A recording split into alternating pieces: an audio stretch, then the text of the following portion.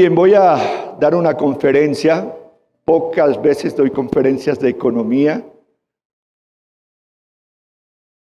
aunque soy administrador de la iglesia y administrador también hago parte de la administración del Centro Cristiano Internacional.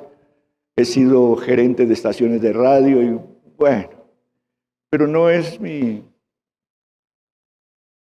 no soy un especialista en economía. Sin embargo, la Biblia sí que tiene que enseñarnos de economía. Entonces, estos días el Señor estuvo ministrándome y me dio un tema que lo quiero exponer porque las naciones del mundo, todas están pasando una crisis económica fuerte.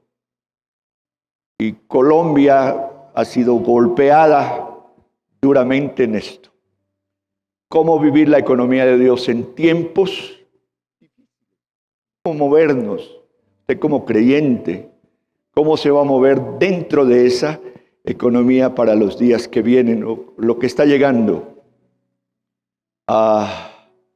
Siempre se está diciendo, nunca antes atrás las naciones todas se habían estremecido económicamente como ahora. Las grandes revistas del mundo, en fin. Pero, ¿qué fue lo que a mí el Señor me estuvo hablando? El tema entonces se llama severidad en los gastos. Tenemos un titular entonces que lo va a enfocar todo, que fue lo que el Señor me dio, severidad en los gastos. Como administrador, yo he tenido que escuchar al Señor, ser sensible al oído de lo que el Señor quiere guiarnos y enseñarnos. Hace algunos 4 años, yo escuché la voz del Señor con una sola palabrita que me dijo, consensuar. Y me llamó la atención, desperté, por cierto, ese día. Desperté y no había notado la palabra y me olvidé. Pero Dios en su amor volvió la otra noche y volvió a hablarme como a Samuel. Consensuar. Me levanté y escribí esa palabra. Y me vine inmediatamente a trabajar. Porque una vez que Dios habla, hay que trabajar. De resto, muchos de ustedes o muchos de nosotros decimos, Dios, háblame. Y Dios le habla y usted no actúa. Entonces, en ese consensuar, nosotros teníamos la oficina, la iglesia tenía la oficina aquí dentro del centro comercial y pagábamos un arriendo y se fue creciendo, porque esto corre que da miedo. Entonces yo fui al dueño a consensuar, a arreglar, y no hubo arreglo. Entonces yo hablé con el pastor Leonardo. Nos pusimos de acuerdo, traslademos las oficinas entonces para acá, para la iglesia. En esa época se estaban pagando íbamos a tener que pagar casi 9 millones de pesos, solo por la oficina. Entonces la entregamos. Imagínense ustedes si yo no escucho al Señor. En estos momentos en que la economía se fue, yo pedí a la parte administrativa que me dijera cuánto bajó el presupuesto en la iglesia, cuánto bajó los diezmos, las ofrendas. Bajaron el 37%. Es decir, que los gastos que habían o que hay que pagar, muchos también bajaron, pero sin embargo hay que seguir cancelando, por ejemplo, todo lo que usted ve acá. Pero si yo ese día no escucho al Señor que me dice que hay que consensuar, a esta altura sería bien complicado y la iglesia tendría sus momentos difíciles en la economía. A este momento aquí esta iglesia está en paz con Dios y en paz con los hombres. No debemos a nadie, ha sido una bendición, Dios ha provisto todo y aquí estamos bien. Pero hay que escuchar al Señor. Así que demos un aplauso a Él. Amén. Gloria a Dios. Después vinieron otras palabritas que trabajamos ya, como fungir, ¿se acuerdan? Que cada uno debía fungir en su lugar. Hoy se va a tocar quizás algún puntico sobre eso. Pero la palabra que ahora Dios me dio se llama severidad. ¿Cómo se llama? Severidad. Así que el titular tiene que ver con severidad en los gastos.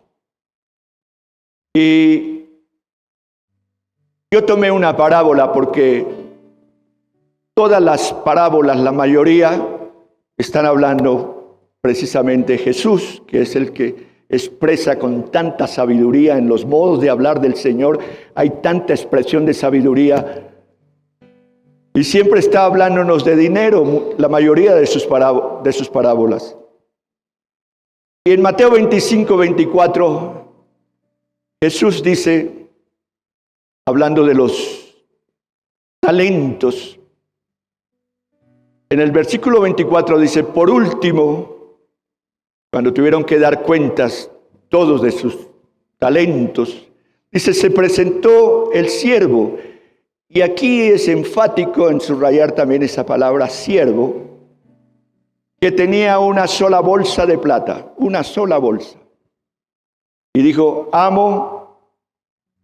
Y es interesante porque Jesús mismo es el que está hablando y él se coloca en la función de amo, amo, amo. Yo sabía que usted es un hombre severo. Y aparece la palabra ¿qué? Severo. Yo sabía que usted es un hombre severo. Jesús es el que está hablando y se presenta como ¿quién?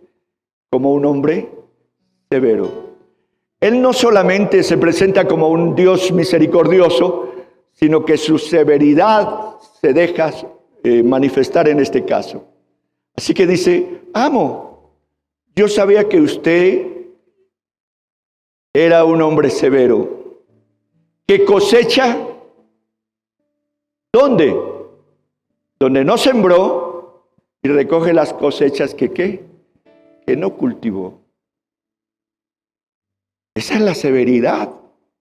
En la severidad hay una exigencia profunda. En la severidad se cosecha donde no se siembra y se recoge donde no hay cultivos. Esa es la severidad. Ahora dice el contenido bíblico, tenía miedo. Tan interesante como Jesús hace el relato doble. Él mismo está hablando y se está presentando como el que está dando cuentas, pero él mismo es el amo.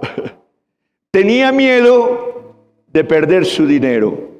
Y fíjese que en la severidad hay que vencer ¿qué cosa? El miedo. El miedo. Cuando encontramos que en Colombia hay 10 millones de jóvenes, 5 millones de hombres y 5 millones de señoritas. 5 millones de muchachos, 5 millones de señoritas. Y que Dios bendiga nuestra juventud en Colombia, porque ella es el futuro de esta nación. Amén. Pero 10 millones son 10 millones. Y estos días la juventud despertó. En todos los años que yo he vivido, yo he dirigido muchísima juventud. Fui director de miles de jóvenes en Colombia. He estado en grandes concentraciones de muchachos. He dirigido juventud en masas. Pero nunca, como decía mi papá, desde que yo me conozco, había visto tanta crisis en nuestros jóvenes como ahora. Y que la iglesia tiene que levantarse con una mirada muy completa hacia la juventud de nuestra nación. Pues se destapó que había que orar por los jóvenes en Colombia. Y claro, hay que orar. Pero yo dije, ¿cómo yo voy a orar por los jóvenes? ¿O cómo va a la iglesia a orar por los jóvenes si no saben las raíces del problema que se está viviendo en Colombia con nuestra juventud? Y claro, yo los amo y me duele los jóvenes. Y repito, son 10 millones. Entonces, al buscar las raíces de nuestros jóvenes, encontramos que la raíz principal por los cuales ellos tienen tanto odio, muchos de ellos tienen rabia. Y el Señor inclusive me dijo, y muchos de ellos se han vuelto ateos. La raíz principal de esto es que estos jóvenes vienen de una generación que se apartó de Dios. Y viene de una generación, de la generación del divorcio. Y muchos de estos jóvenes, las encuestas en todos los estudios que yo hice de la universidad, inclusive de La Sabana, de aquí de Colombia, muchos de estos jóvenes, el 30%, aunque para mí es más, fueron abandonados por sus padres. Fueron abandonados por sus padres. ¡Qué tristeza! Entonces ellos quedaron solos. Muchas veces la pobre abuela es la que tuvo que tratar de ayudarlos. Y muchos de ellos fueron a parar a manos de los tíos, de las tías. Por allá cayeron nuestros jóvenes. Muchos de ellos, como consecuencia de esto, fueron violados. Muchachas, niñas violadas. Las dificultades vinieron. Entonces, toda esa generación se fue levantando herida y con rabia, como los hemos visto estos días, buscando sus derechos. Entonces hay una raíz muy fuerte en esto, muy fuerte. Por otro lado, cuando miré las encuestas, encontré que el 30% y algo más sienten miedo. Es una generación miedosa. Sienten miedo al futuro, sienten miedo al fracaso. Por eso es que estas generaciones, los muchachos no se casan, ya casi ni quieren tener novia. El temor al compromiso, tienen miedo, porque vieron hacia atrás que sus padres desaparecieron y vieron que no había oportunidades. Y si algún padre está por dejar su hijo o está a punto de irse de casa, como dice la Biblia, irse del nido. Dice que como ave que se va de su nido, así es el hombre que se abandona a su familia. No es tiempo de eso, por lo contrario, si puede recoger sus hijos sería una bendición. Todavía hay tiempo. Esas locuras de salir corriendo por allá detrás de otra señora que no es la esposa, la vinieron a pagar ahora los muchachos. Es una raíz muy fuerte, la raíz de adulterio en Colombia. Las fornicaciones, todo eso se está pagando. Todo lo que se siembra, se recoge. Entonces los muchachos se llenaron de miedo. Otra cosa que hablan las encuestas es que se levantaron en un país que no hay oportunidades. Más, casi el 30 y más otra vez % están desempleados, no encuentran trabajo, salen de las universidades, no encuentran qué hacer. Esto trae frustración. Pero más que esto, lo triste es que muchos de ellos no conocieron al Señor, no lo conocen y no lo quieren conocer. Aunque muchos jóvenes, como ustedes han visto en nuestras iglesias, han venido a refugiarse en Cristo. ¿Cuántos aplauden al Señor? Amén.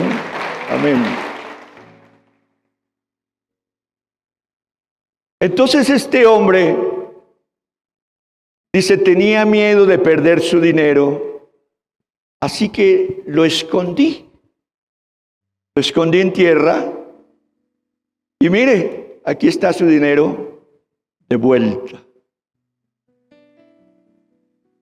Dice la palabra, pero el amo le respondió.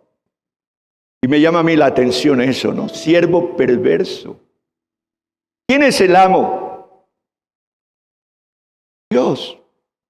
¿Y por qué se presenta como severo ante el siervo?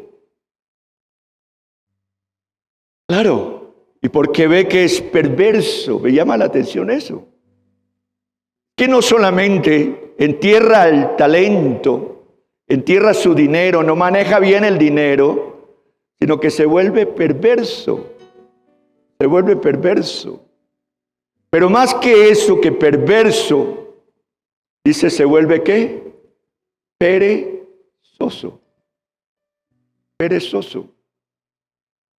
Y ahí vamos a utilizar ahora una palabra bastante interesante.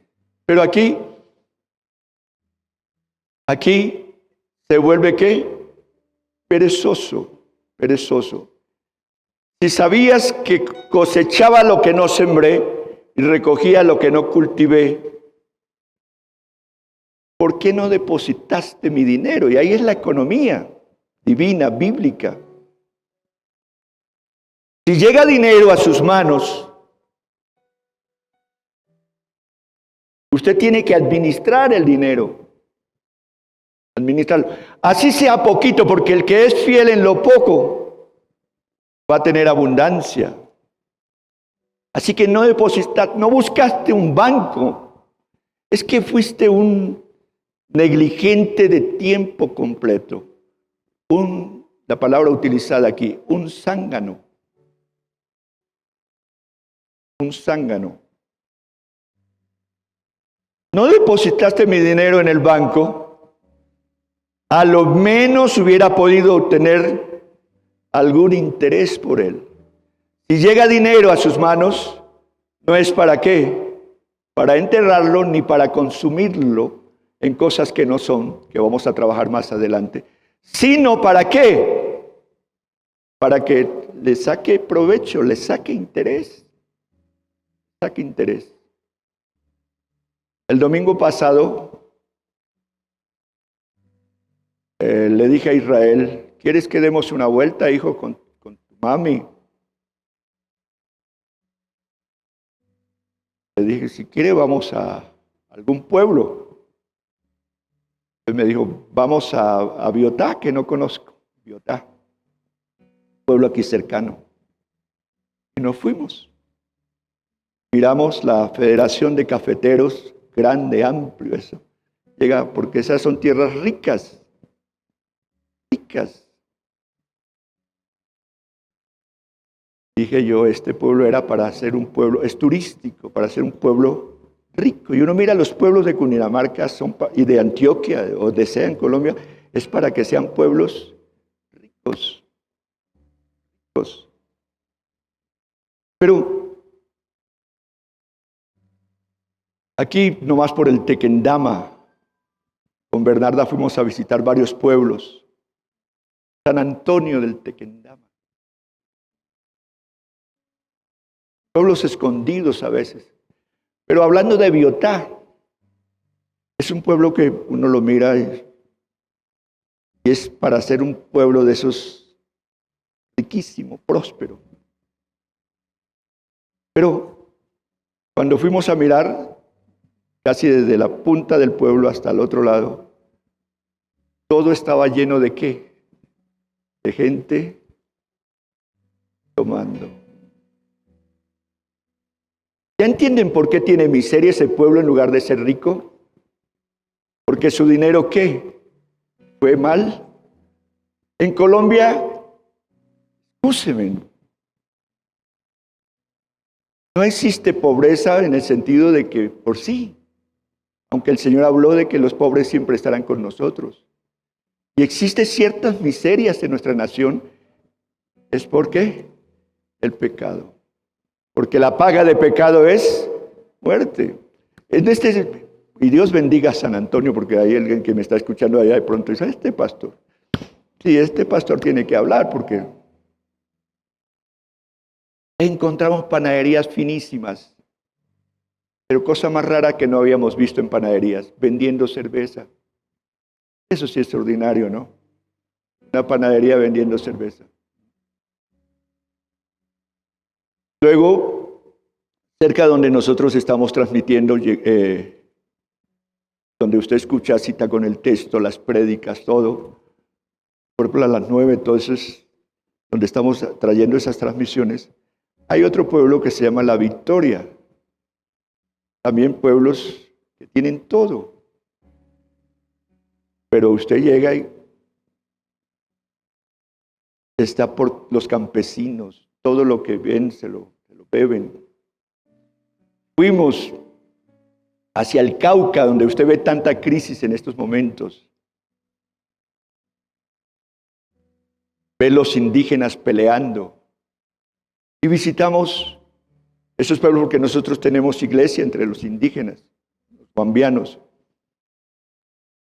Uno le da tristeza. Yo saqué fotos de todo eso, por ahí los tengo.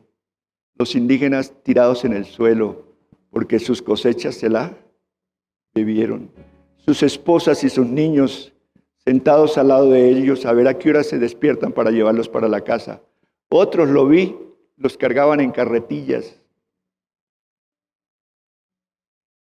Entonces, las crisis de nuestra nación tienen sus raíces. No es porque esto que llaman explosión ahora, ¿no? Estas explosiones ahorita no es porque así. Eso tiene su origen. Empezando que Colombia ha sido un país sumamente violento. Desde el famoso que florero de Llorente. Siempre. Y luego vinieron los partidos y qué no ha pasado. Y desde que yo conozco este país, o que he vivido en este país, siempre yo he estado en guerra, en violencia. Entonces, si hay pobreza, hay que analizar por qué hay pobreza. Pero el asunto es que nos metimos cada día, el país más y más se siente que decae. Uno tiene que llenarse de bondad.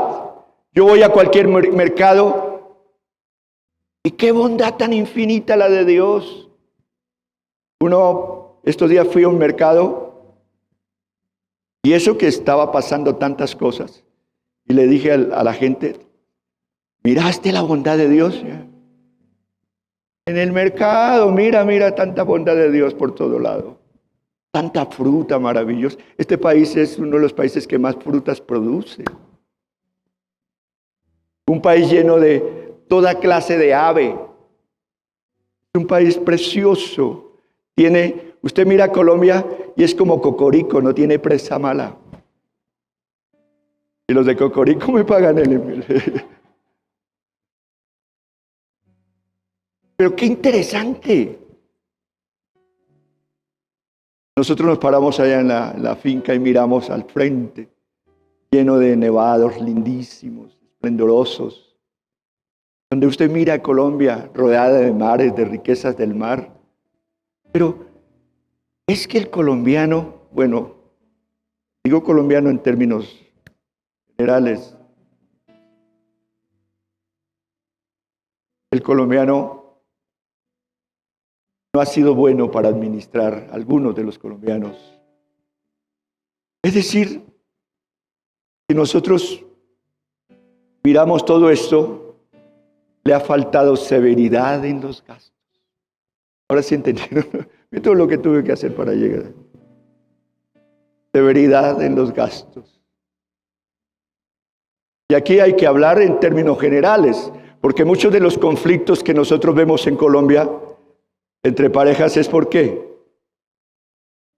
Por dinero. Por dinero. Por dinero. Pero que Dios nos dé entonces ese carácter de saber manejar el dinero. Ahora, mucho colombiano pone una empresa y le va bien. Pero de pronto le dicen, ¿y cuándo vamos a salir a vacaciones? Sí, más en Miami, que si vamos allá nos ponen una vacuna ya gratis, como dicen. Pues vamos para Miami y se van comiendo el plantecito. porque le dio ansiedad de viajar. Otros tienen un buen plante y está buena la producción y de pronto le ofrecen un carro nuevo. Véndame el carro. ¿De dónde saca la plata? Del plante. Quedó sin nada. Quedó sin nada. Sencillamente porque no se puede a veces administrar. Entonces el Señor le dice a este holgazán, perezoso. ¿Qué más? ¿Ah? Zángano, es el término. Zángano. Dice, da una orden, porque ya esto produce una orden celestial. Dice, quítele el dinero a este siervo, y déselo al que tiene las 10 bolsas de plata, el que más tiene. Quítele. O sea que fuera de que cae en una miseria de estanque, le quitan y lleva a la pérdida más fuerte que se puede ver. Mire lo que dice el Señor en esta parábola. A los que usan bien el dinero o lo que se les dará ¿qué? Aún más. Use bien el dinero, use bien los recursos y usted irá como un hombre diligente ¿a dónde? Hacia la abundancia. Pero los que no hacen nada, los zánganos, se les quitará aún lo que ¿qué? Lo poco que tienen. Por eso le dije que pongamos cuidado, porque hay que revisar nuestra economía. Y que pongamos cuidado porque tenemos que ver hacia dónde sigue la parte económica en Colombia. Y el porqué de tantas crisis, de tantas situaciones que hay. Entonces, Jesús dijo, ahora bien, arrojen a este siervo inútil, es otro término, inútil.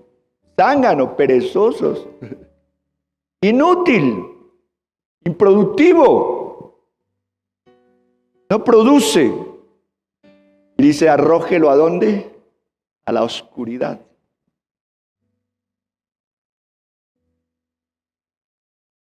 Es que no hay más donde, y dice oscuridad de afuera, así dice el texto, donde habrá llanto y rechinar de dientes, o sea que tiene un severo castigo. Si usted no es severo con el dinero, el Señor va a ser severo con usted. Severo. Por supuesto que esta parábola también se ha aplicado muchísimo a los talentos. Eso es otra cosa, que a cada uno Dios nos dio un talento, a otros 10 y a otros 5, y nos puso a producir, no a que lo esconda. No se puede hacer eso de irla a esconder. Bien, trabajemos un poquito con la palabra zángano, porque eso es lo que... Zángano. ¿Se acuerda, Doris, cuando su mamá le decía, ahí está zángana?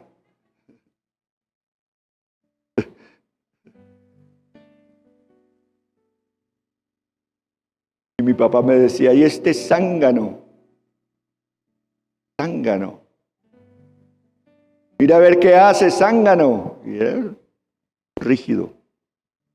Zángano es una persona floja,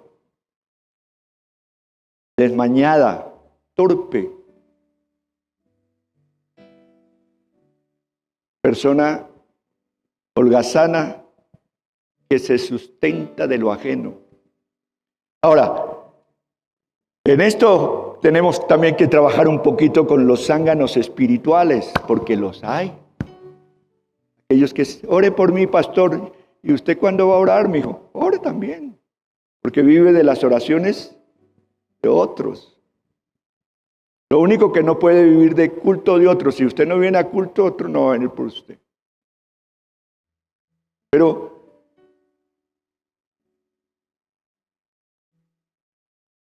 esto se parece mucho. Y de ahí tenemos que aprender tanto. Si uno aprende de lo que ve, de lo que estoy diciendo en los pueblos, Y si quiere otra lección, mire las abejas. Las abejas. Existe la abeja reina. Existen 3 clases de individuos que forman esa colmena. Pero entre esos individuos que está la abeja reina, ¿qué más? La abeja obrera, ¿y cuál otra? La zángana. Fíjese que el trabajo tan perfecto de la abeja, que inclusive es la que hace que tengamos alimentación. Pero qué miel tan exquisita, tan productiva la que ella saca. Uno no puede meter el dedo entre la miel y, ay, esto tan insípido. Porque la miel es perfecta, es dulce. Esta miel le quedó salada a la abeja. ¿No? Qué ejemplo tan lindo. Si estos animalitos de perfección tan hermosa nos enseñan tantas cosas. Pero aún entre ellos sí que hay abejas reina, zángano y la obrera. Aún en todo esto existe entonces la abeja zángano.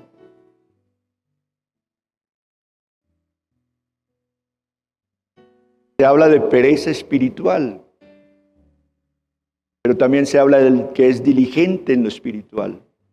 Usted está aquí porque es diligente espiritual. ¿Usted había podido irse para dónde? ¿A dónde se va usted cuando?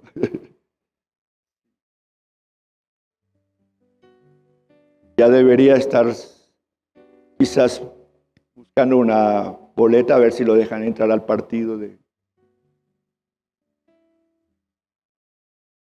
¿De dónde vino esto de zángano? Yo había estado preparando el mensaje de acuerdo a lo que el Señor me habló. De severidad en los gastos.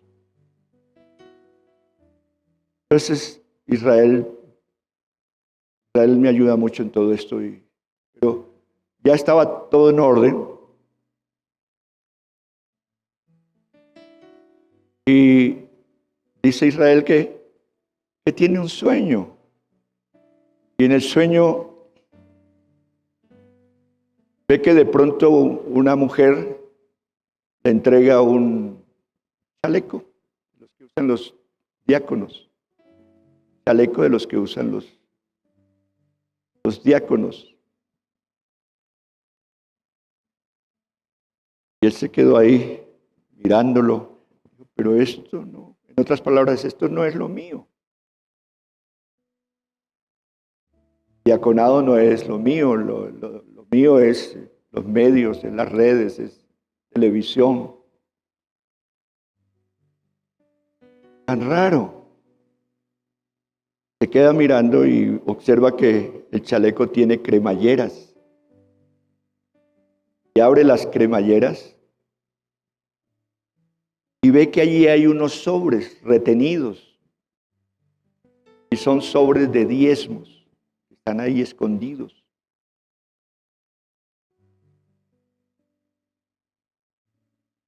Y alguien le dijo, mira, es normal, eso se puede, lo podemos. No es conmigo, y eso lo va a saber mi papá. Bueno, pero llama la atención que de pronto saca un papelito rosado que por aquí tenía Lina.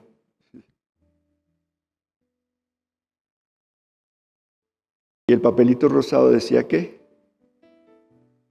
Zánganos. Ok, los zánganos vinieron a culto porque no ha salido su programa favorito o su plan favorito. Tratar de negociar las cosas espirituales por la pereza, esto es una grande pérdida. Estos días, no es viable. Estos días son interesantes porque ponen a prueba mucho cristiano. Y un creyente puede decir, no voy a la iglesia porque estamos en pandemia. y es prudente, pero no puede ser una excusa.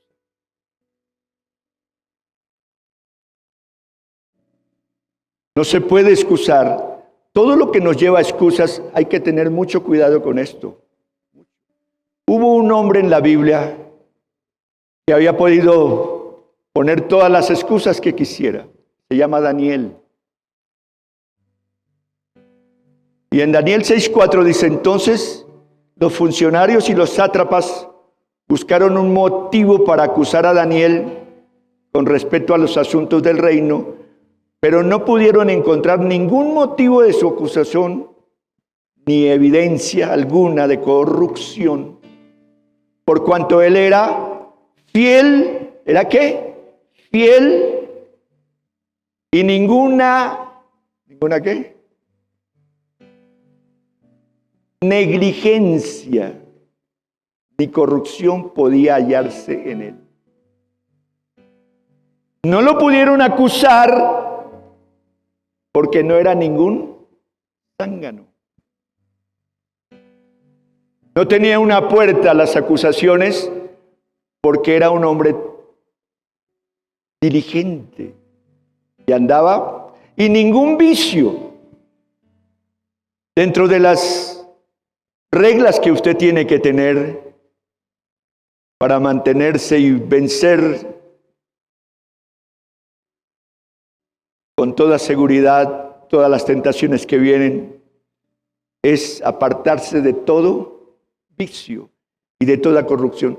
En este país se habla de corrupción por toda parte, pero él no hubo nada que lo acusara. Interesante lo de Daniel. Bien, hablando de zánganos espirituales o ministeriales, en 2 de Tesalonicenses 3:10 dice, y cuando estábamos con vosotros, os ordenábamos esto, si alguno no quiere trabajar,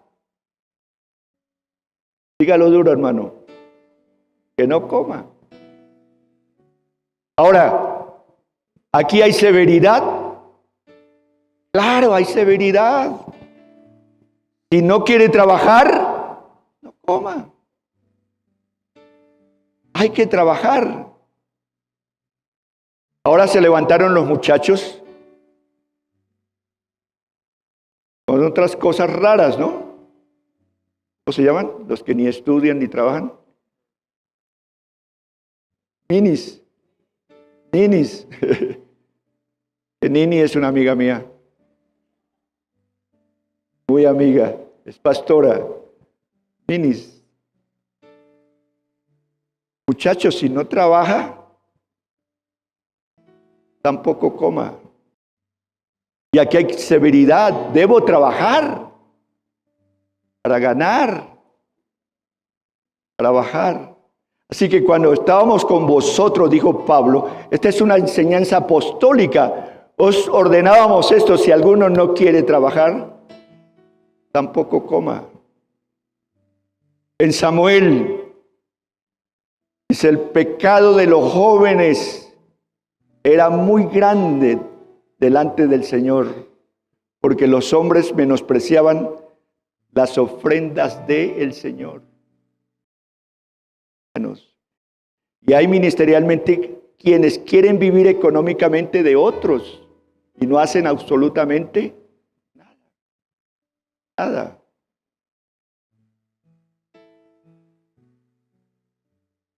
Vi estos días en la revista Semana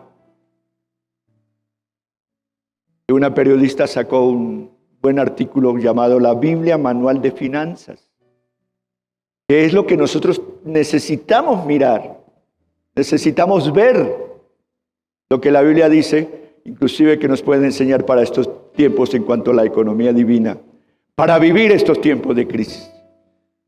Y dice este artículo de Semana que la Biblia tiene 2.350 versículos relacionados con el tema de dinero y de las posesiones.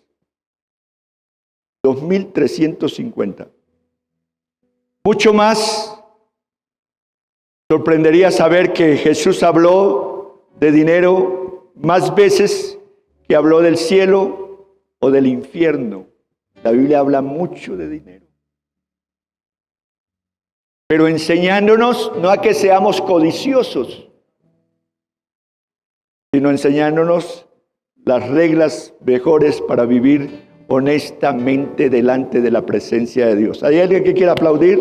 Amén.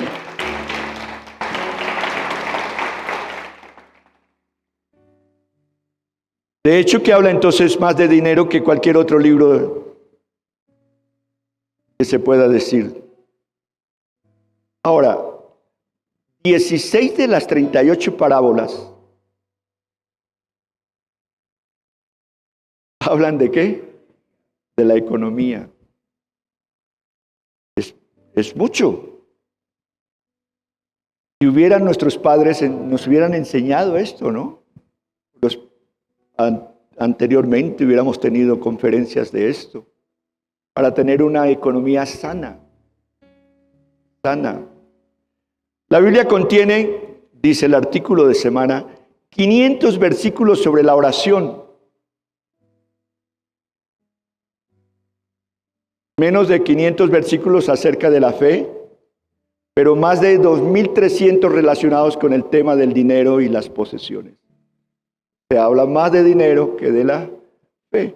Ahora, aquí hay un papel importante, yo no estoy hoy dando una conferencia de economía, milagro financiero. Venga, que el milagro financiero, Y yo creo en los milagros financieros porque yo los he vivido muchísimas veces. Si uno ve el milagro de los panes y los peces, ese es un gran milagro. O cuando había que pagar los impuestos al señor Carrasquilla de antiguo, que tocó ir a buscar en un pez estaba la plata para pagar los impuestos. Que Jesús dijo, dele al César lo que es del César y a Dios lo que es de Dios. Interesante todo esto, ¿verdad? Lo que la Biblia nos enseña. Pero aquí lo que nosotros estamos hoy hablando claramente es que usted tiene que ser ¿qué?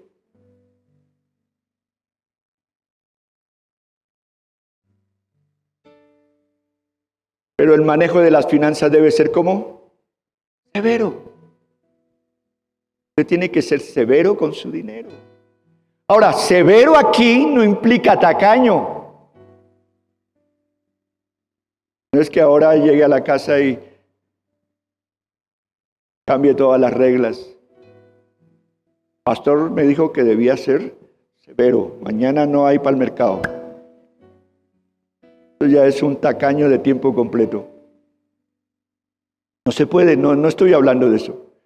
Pero sí, la Biblia nos enseña grandemente sobre todas estas cosas. Quiere decir entonces que la clave del éxito, los secretos para salir finalmente de deudas y de cosas es un excelente manejo al dinero y los consejos divinos que se nos dan para la gloria del Señor. Dice Revista Semana que sacó el artículo de un economista bíblico, señor Dayton. Dice que la Biblia ofrece verdaderas soluciones a los problemas financieros de hoy. Conforme aplicamos los principios de la economía de Dios, comenzaremos a dejar de tener deudas y gastar más sabiamente el dinero. Y empezaremos a ahorrar para metas futuras y hacer una parte de nuestro dinero a quienes más lo necesitan. Tener para dar, que eso es lo que dicen en este momento. Bien, ya aterrizando el mensaje, quiero darles algunos consejos. ¿En qué debemos tener severidad? ¿Qué cosas debemos tener severidad? Número 1, severidad económica para no caer en redes de dinero fácil. En estos tiempos que se ve que la economía está tan apretada, las tentaciones al dinero fácil vienen de todas partes y lo llaman. Hay un programa en televisión que cogió mucha fuerza, se llama Alerta Aeropuerto. Alerta Aeropuerto muestra a aquellos que les gustan las cosas fáciles. Mucho muchacho. Vi una muchacha que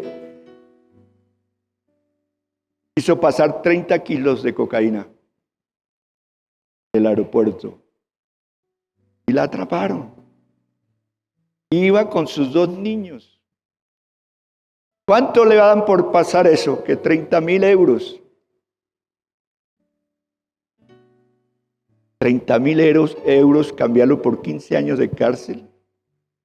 El dinero fácil viene, pero también lo atrapa, lo puede matar. ¿Cuántos están presos en las cárceles? Son multitudes. Y están en los cementerios porque han muerto. ¿Por qué? Por el dinero fácil. Eso de tan, ¿cómo es que dice el dicho? Tan bueno, nos dan gratis. Cuidemos eso. En Proverbios 23, 4-8, si hay un libro que le puede enseñar profundamente sobre economía y finanzas, es Proverbios. Voy a leer un capítulo diario, son 31. Pero en el capítulo 22 dice, no te fatigues tratando de hacerte rico, para que pierdes en eso el tiempo. Luego dice claramente, las riquezas pueden desaparecer porque tienen ¿qué? Alas. Hoy tienes, mañana no hay. No te asocies con los malvados. Escuche los consejos si uno los leyera. No te asocies con los malvados. No te llegues a sus favores, ni sus obsequios, ni sus regalos. Así lo está diciendo acá la Biblia, en los Proverbios. Tu amabilidad es un engaño. Quieren usarte como una prenda. La comida deliciosa te ponen, te sirven. Esa comida se le va a amargar. Todas esas tentaciones. Entonces usted tiene que tener severidad cuando viene la tentación. Jesús lo dijo, se fue a orar y cuando viene encuentra los discípulos roncando. Ociosidad, zánganos. Ahora Jesús les dice con mucho amor, no. Oren para que cuando vengan las tentaciones, ustedes las puedan vencer. Severidad. Bien. Severidad económica para no robar aún en medio de la peor crisis. Ni lo más pequeñito, ni un lápiz. Se cuide con eso. Una abuelita de esas que da testimonio en los cultos siempre, que ahora pasó de moda eso, ¿no? Primero era esa fila de abuelitos y abuelitas dando testimonio en los cultos. Me pasó una y dijo, yo tengo un testimonio. ¿Cuál? No, pastor, que yo me subí a un bus y pagué con un billete de 2,000 y el conductor me dio vueltas de uno de 10,000. Gloria a Dios.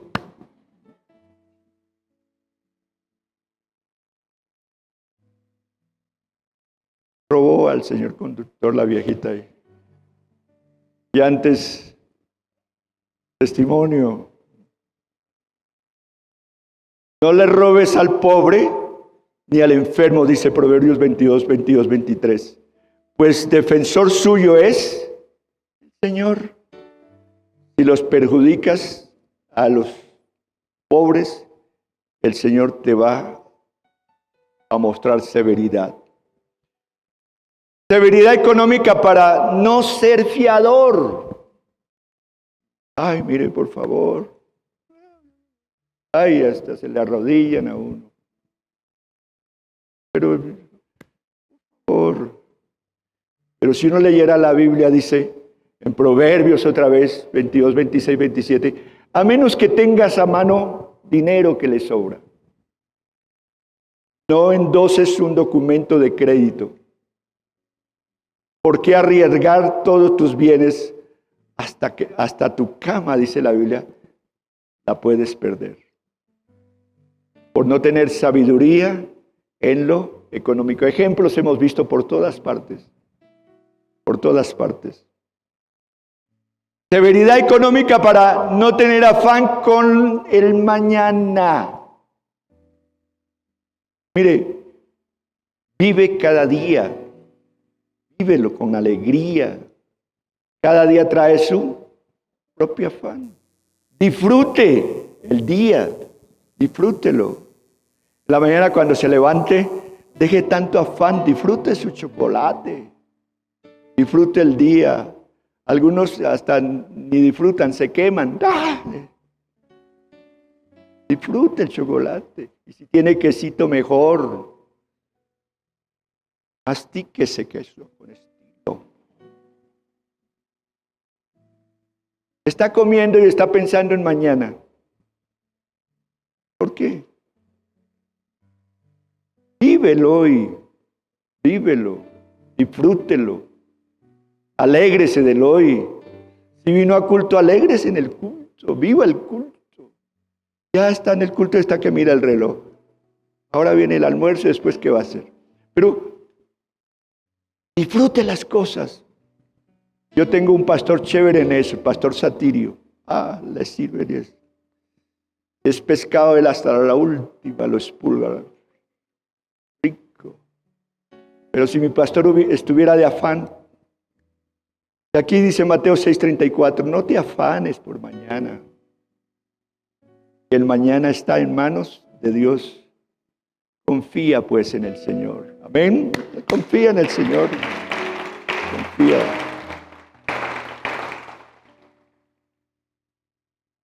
Y Dios cuida de las... Estos días vi en la National Geographic de un pájaro que atravesó varias veces el desierto del Sahara. ¿Quién sabe si llevaría lonchera como lo hizo? Miles de kilómetros para llegar a su lugar y su destino. ¿Quién cuidó de ese? Cuida de todas las aves. ¿Por qué no va a cuidar de nosotros? ¿Vio que la pandemia mató millones de pájaros? ¿Leyó los noticieros, los periódicos? Usted ni leyó ni vio porque los pájaros no se murieron de pandemia. Dios los cuidó. Y si Dios cuida de las aves, cuidará también de nosotros. Amén. Termino. Proverbios 13:11. Severidad económica para no gastar el dinero en ocio. Proverbios 13:11. La riqueza ganada en el juego. Ay, Señor, si me gano la lotería, te doy el 10 y más. No a ganar nada. Trabaje. La riqueza ganada en el fuego pronto se esfuma. La obtenida con rudo trabajo se multiplica. Proverbios 13. Son enseñanzas sumamente prácticas. O la toma o la deja. Te aconsejo que la tome y que tome el libro de Proverbios y conozca mucho, con mucha más profundidad lo que la Biblia habla de finanzas. Consejos. Mantenga su fidelidad con Dios. Aunque sea poquita, pero sea fiel. Manténgala, porque el que es fiel en lo poco, será bendecido ¿con qué? Con mucho. Severidad en los gastos, en las tarjetas de crédito. Ya, téngase. A veces uno va y compra un poco de cosas y al rato dice, ¿dónde está el cuarto de San Alejo? ¿Dónde meto esto? Dicen que las mujeres para desestresarse se van de compras. Severidad. Desestreses en otra cosa. Peligro.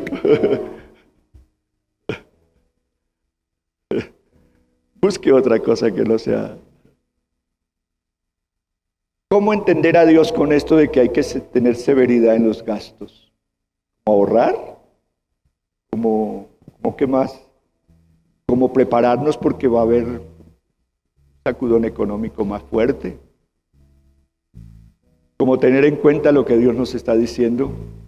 Que no es tiempo de endeudarnos. ¿Cómo? El Señor nos dé entonces inteligencia para mantener esa severidad en los gastos. Repito, no confunda tacaño con severidad. No ve la iglesia a veces que la hermana siempre viene con el mismo vestidito amarillo todo el año. Uno dice, ¿y dónde está el marido de esta señora?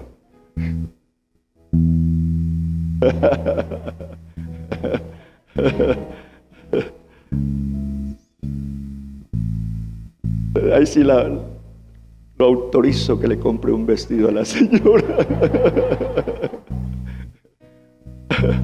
Bien, dale un aplauso al Señor.